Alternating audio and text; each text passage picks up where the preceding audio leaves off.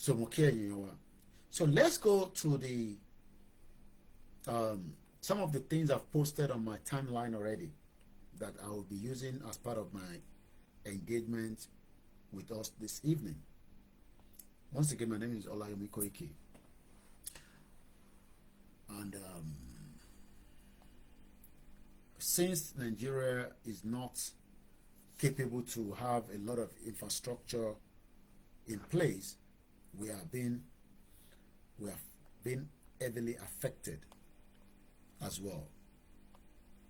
So let's start with, before we go to that, there is a news about Nigerians making use of the refugee coming from Ukraine, because when there's a war, Togubawa, people will be running from one place to the other, from one end to the other. I picked up this news from GB News. When I saw Nigeria, I said, hey, Nigeria again. Kilo to Shele. Kingdom. Well, the Telegraph has obtained. Let's hear how this news was pushed out about Nigeria again, as Nigerians were making use of a refugee visa from Ukraine, Ogun in Ukraine. So they took advantage of it. It's not meant to be part of the deal. Nigeria is not meant to be part of them. Ghana.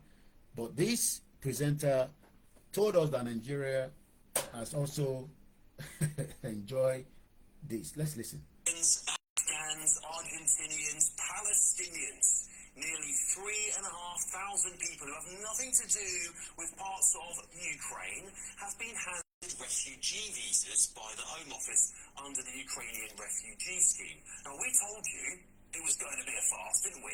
And it has been. It's another backdoor for the global charity that used to be a country called the United Kingdom. Well, the Telegraph has obtained Home Office data revealing that 3,464 visas issued under the Ukraine war refugee schemes went to nationals from across Asia, Africa, parts of Latin America, and the Middle East. Now, here's the trick of it. All of them claim to have a connection or a family member back in Ukraine, but critically, none of them are actually Ukrainians. Let me give you a breakdown. Nigerians, 408. Afghans, 294.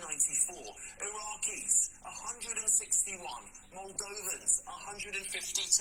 Indians, 124. And 107 from Belarus. Stop there.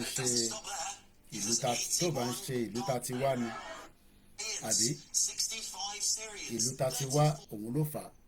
If Nigeria was good, we will not have any reason to be running all over the place. I wanted to move swiftly. China has sent a message to the US. Chinese government is not happy with Donald Trump. The Strait of Hormuz was already open before the war. Ìwọ ló jẹ́ kí Iran could close it. This is how Chinese spoke about it. And prevents regional turmoil from having a greater impact on global economy. Let's listen again. For disruptions to the passage through the Strait of Hormuz is the illegal US-Israeli military operations against Iran. Ceasefire as well as peace and stability in the Gulf region are the fundamental prerequisites to keep the international shipping route safe and unimpeded. Parties need to work together to promote de-escalation and prevent regional turmoil from having a greater impact on global economy and energy security. What that is what China is saying, that America Luda Wala and Sile. So just to wrap it up this evening, because of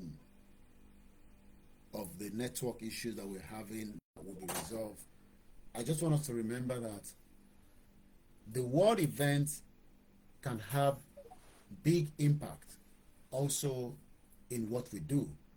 And I pray that as the insurgency in Nigeria, it will not make a lot of our people to become more refugees outside Nigeria. So on that note, I will leave it and say thank you so much for joining us this evening. And until we catch up again some other time, I hope you enjoy this evening with us. As I say,